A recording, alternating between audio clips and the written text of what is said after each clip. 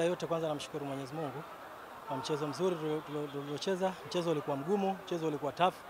Tumejitahidi kadri ya uwezo wetu, lakini mchezo ulikuwa haukuwa upande wetu. Na mechi yenyewe shida ilikuwa nini mpaka mpoteza kwa penalty? Au ndo penalty haina mwenyewe? Nafikiri uzoefu tu. Uzoefu ndio uliotutoa katika mechi ya leo. Wenzetu wa uzoefu, tumekosa uzoefu ndio maana tukatoka. Ndio bana, mcheza vizuri. Nini siri yenu katika dakika 90? Kujituma tu, kujituma na kujielewa, basi kufuata maelekezo ya mwalimu. Tumefuata maelekezo ya mwalimu. Tumeweza kucheza na wote wameona. Umepata nyota wa mchezo katika mechi ngumu dhidi ya Yanga, umejisikiaje mwenyewe binafsi? Kusema kweli nimejisikia vizuri kwa sababu kupata man of the match timu kama ya Yanga, kuna wachezaji professional.